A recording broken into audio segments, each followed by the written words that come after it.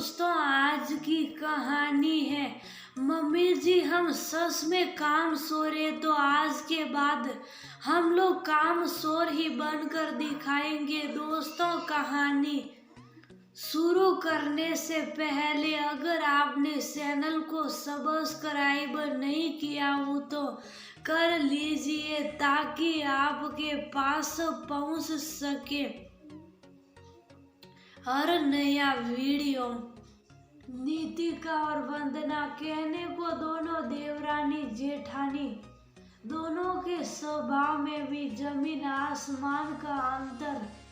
जहाँ जेठानी वंदना शांत स्वभाव की शुभ रहने वाली, वही देवरानी नीतिका साफ दिल की पर मुंह फट जो महसूस करती बोल देती। पर दोनों में प्यार बहुत था। वंदना की शादी को जहाँ 7 साल हो गए थे, वही नीतिका की शादी अभी 6 महीने पहले ही हुई थी।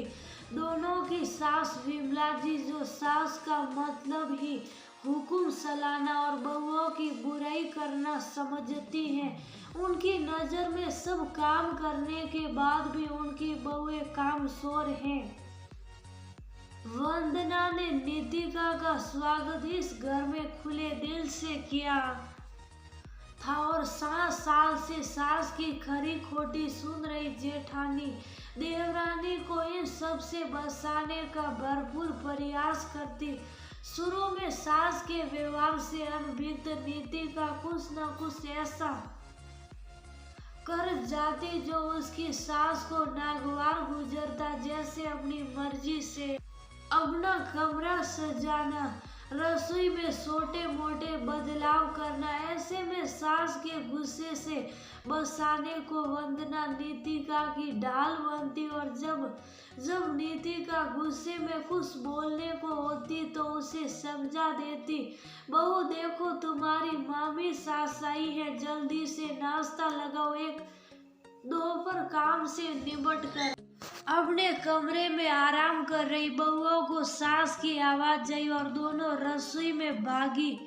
भाभी क्या बताऊं आपको, मेरी दोनों बहुएं इतनी कामचोर है ना कि कुछ करना ही नहीं चाहती। सोचा था बहुएं आएगी तो मैं भजन कीर्तन में मन लगाऊंगी, पर यहाँ तो इनका घर ही देखना पड़ रहा। शाही नाश्ता लाती बहुओं को सास के शब्द सुनाई दे, सही कहा मम्मी जी हम बहुत कामचोर हैं, इसलिए तो सुबह 5 बजे से लेकर रात के 10 बजे तक घर के कामों में लगे रहते हैं और आप बेचारी बुढ़ापे में सब काम करती हो। पर मम्मी जी एक बार अपने दिल पर हाथ रखकर बोलिए, क्या सच में आपकी बहुएं कामचोर हैं? यदि हाँ तो आज के बाद हम लोग कामचोर ही बनकर दिखाएंगे। क्यों दीदी?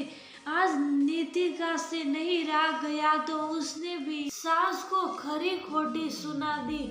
हालांकि वंदना ने उसे रोकने का प्रयास किया, पर आज पानी सिर से ऊपर चला गया था। अरे भाग्यवान, कुछ तो शर्म कर बच्चियां दिन रात काम में लगी रहती है और तू उनकी बुराई ही करती रहती है। अगर वह कामचोर होती